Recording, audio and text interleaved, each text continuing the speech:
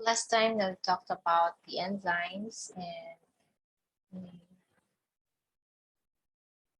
models for which enzymes, the concept of which we have our enzymes. We had the lock and key model. We have also the induced fit model. And sometimes there are inhibitors for the enzyme action, and it can either be competitive, non-competitive, and irreversible inhibition. So there are regulations actually of enzyme activity within a cell. And if you remember on the feedback mechanism, it's important that we are able to regulate in biological system the amount of substances that's being released or being produced rather from one part of the body and the other particular organ, particular cell. It's very important that it is regulated. So to prevent some dysfunctions, protein functions or biological functions of a particular cell. So a cell that continually produces large amount of an enzyme for which substrate concentration is always very low is wasting energy. So the production of the enzyme needs to be turned off. So this is one regulation for a biological system, that if in any cell that produces large amounts of an enzyme, you have the concentration of the substrate is very low, it's a waste of energy, and you have to turn it off. So a product of an enzyme catalyzed reaction is present in plentiful, more than needed amounts in the cell, and it's a waste of energy if the enzyme continues to catalyze the reaction that produces the product. So the enzyme needs to be turned off. And this is we have already mentioned it the last time. It's what we call a feedback mechanism in one substance production large amount.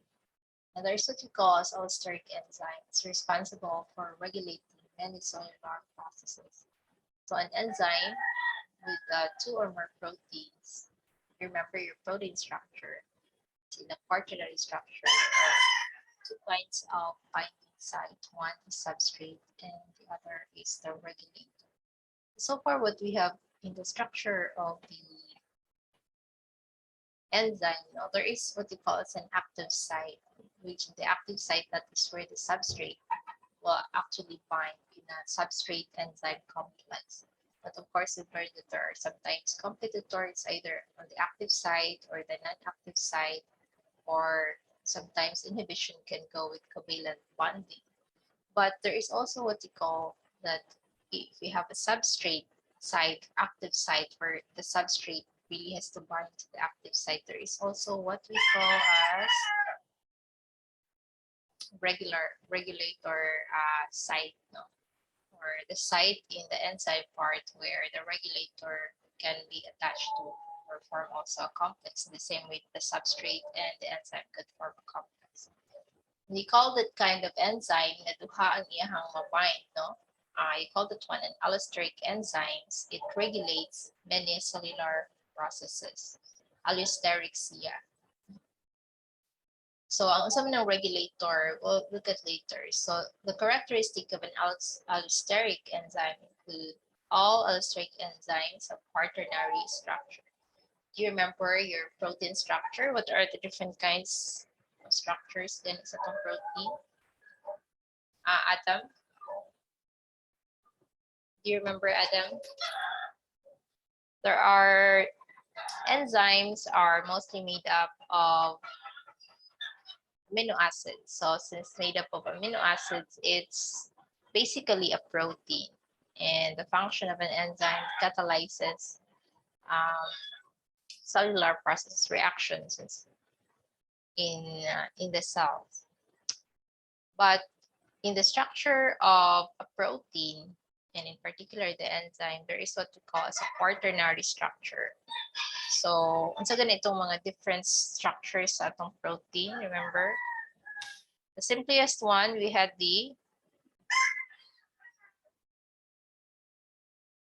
take away ninyo itong chapter sa protein. Unsa ganito? First structure sa protein where it shows on the sequence of the amino acid, what you call that one?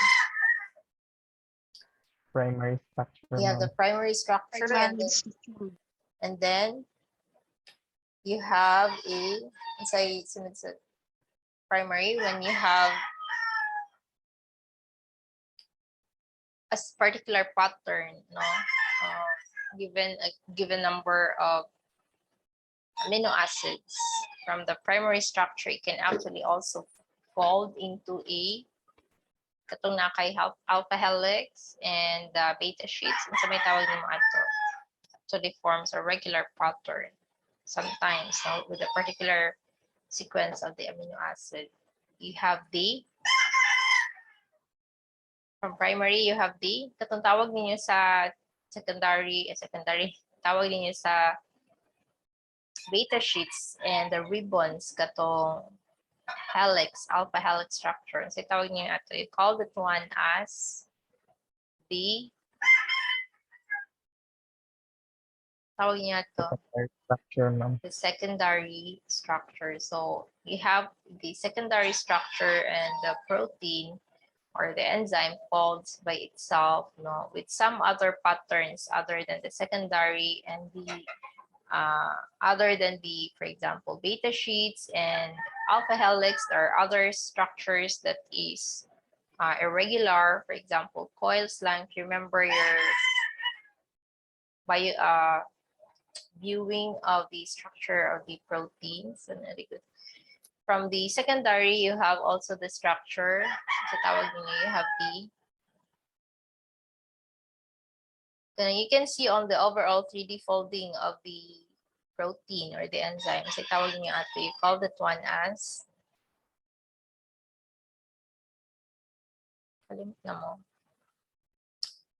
for every chapter, no, dapat na may kanang takeaway bitaw. Like if you are able to summarize a particular chapter, no, so in every course, what is your takeaway? Always have to remember the takeaway ninyo, even if some details can be forgotten, but you should not forget, no, the overall view of a particular chapter. So you have your primary, you have your secondary, and you also have your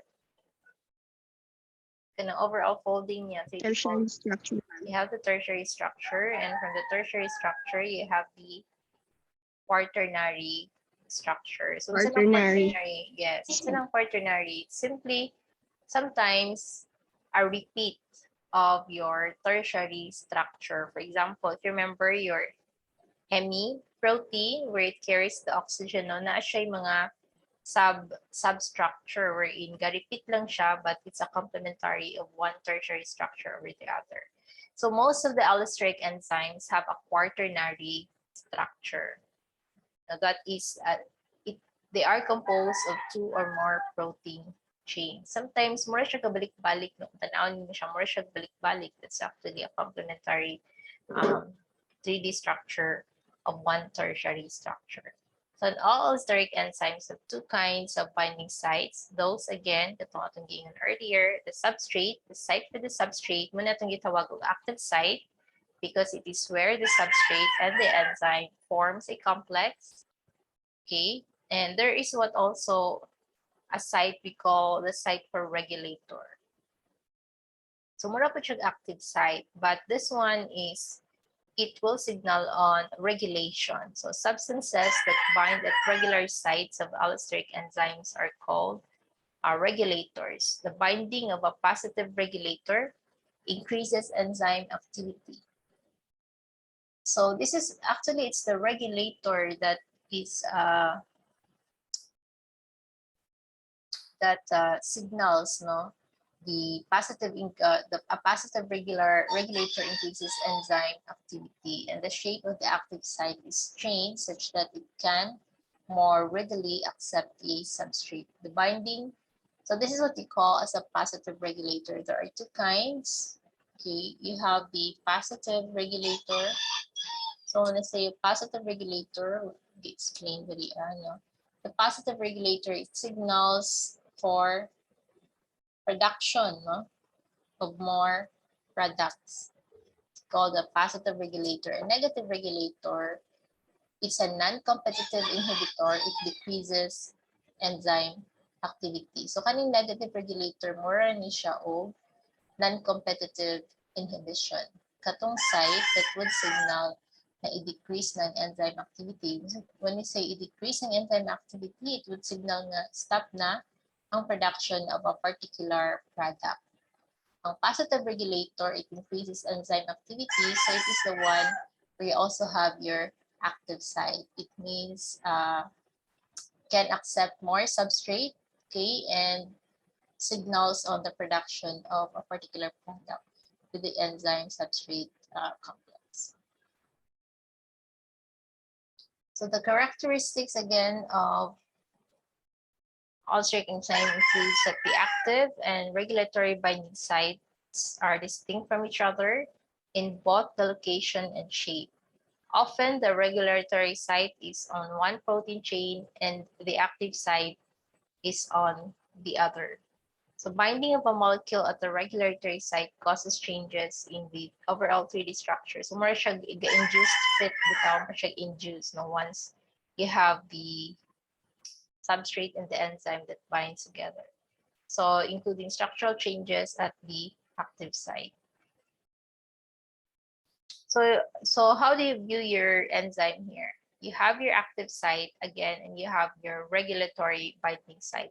Your regulatory binding site is somewhat similar to like a competitor. So competitor that would signal if it's a negative regulatory site, no, what happens, it would signals on the decrease in the production of or decrease on the enzyme activity. Means when you have a positive regulator site, it signals more activity for the enzyme. So mura siya regulatory binding site, mura siya og competition that will have an increased activity or signals a decrease in activity. So for regulatory enzymes, usually again, these regulating enzymes are allosteric enzymes. There is what we call as a feedback control. So what is a feedback control? It's a process in which activation or inhibition of the first reaction in a reaction sequence is controlled by the product of the reaction. So there is this series of reactions in biological systems. It's always a complex reactions in biological systems. In the feedback control, again, it's a process, no? Whether once you produce one product, would it signals on the production of the next product or signals on the inhibition? Would it signal kung stop na ba ang production of the next product? So it's a sequence of controls. So for example, you have a reaction of A to be converted to B by the first enzyme. And then once you have the B, then B can be converted to C with second enzyme, and C will be produced, converted to D with the third enzyme. No? So it catalyzed on the reaction from C to D, enzyme 2, B to C, and enzyme 1, A to B. In the feedback control mechanism, once the enzyme 3 converts C to D, then the production of D signals that okay na, taas na ang production day ni C, no? It will feedback on the inhibition of enzyme 1 to produce P. Okay, once B is produced, it then will produce C and balik to D, right? So in the feedback control mechanism, once D is being produced, it signals that enough already of the production of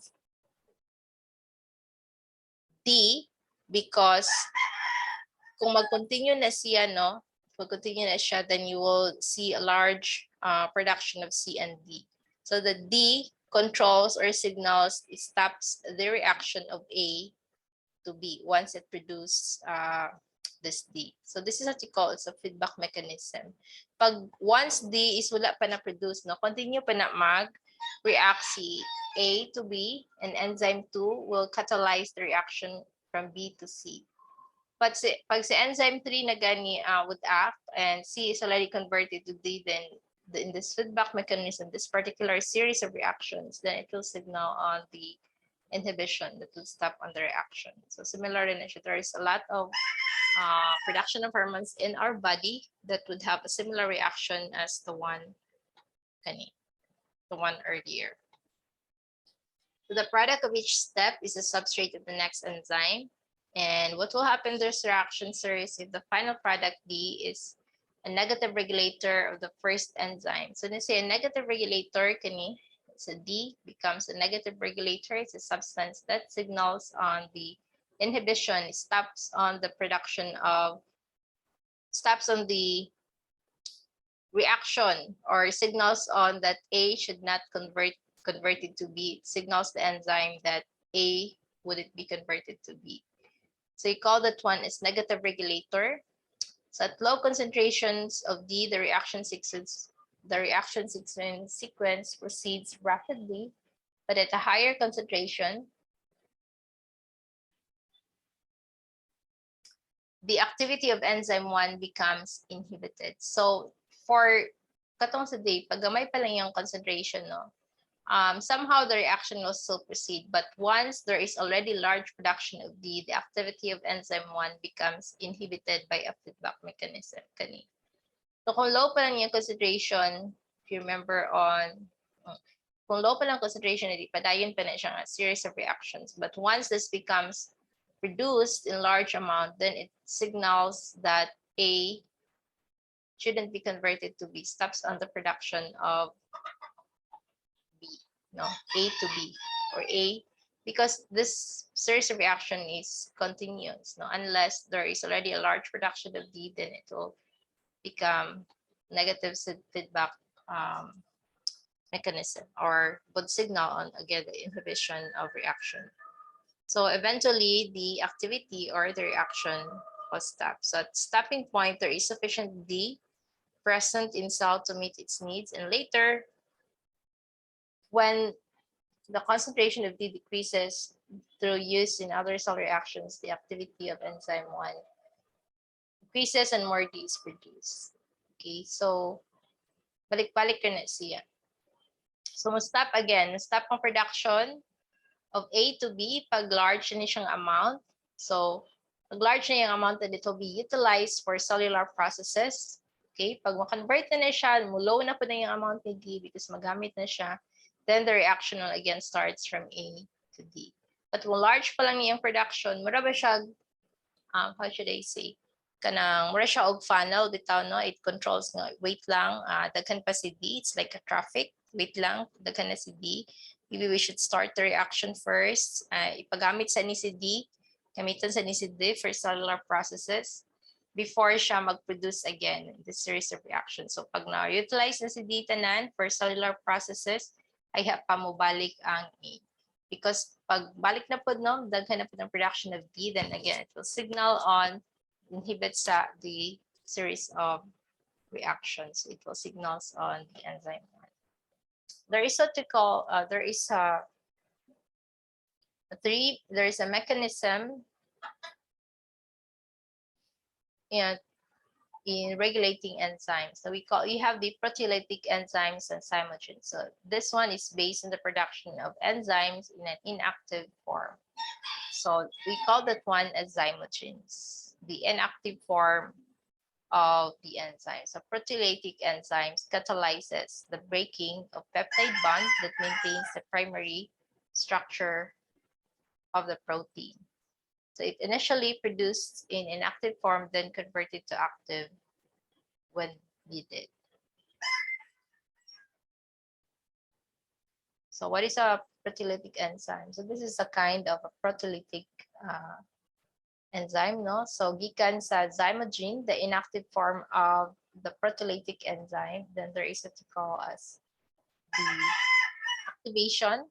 Okay, so the Zymogen, again, the Zymogen is the inactive form of the enzyme. So it's like this form. For example, this is a sequence of, it's a polypeptide, no, where you have sequence of amino acids, but it's, of course, its functions would act as an enzyme. You call this one as the Zymogen. Let's say this is the inactive form of your proteolytic enzyme. So what happens is that it will be activated. How will it be activated? You call this one, we were able to break the bond in the Zymogen in the inactive form. Okay, how is the bond breaking process? There is what you call as a proteolytic enzyme. It catalyzes the breaking of the peptide bond. So again, this one, it's, let's say this is your enzyme, it's a protein, of course, and they are bonded together by the peptide bond. So the peptide bond is an amide bond. In the presence of a proteolytic enzyme, no, it breaks the bond somewhere in the part of your enzyme.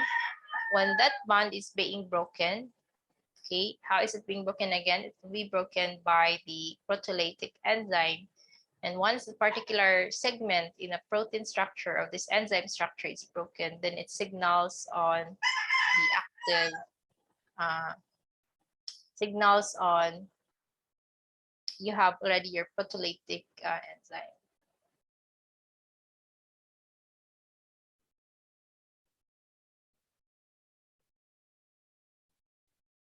So this one is your proteolytic enzyme, no, the active form of the enzyme when you have this bonds being broken. Again, this is the form where your enzyme can now be active and proceed to the reaction. So the third one in regulating enzymes, so the first one is the feedback mechanism. The second one for regulating enzymes is by the use of proteolytic enzymes. Third one is covalent modification of enzymes. So in covalent modification of enzymes, enzyme activity is altered by covalently modifying the structure of the enzyme through attachment of the chemical group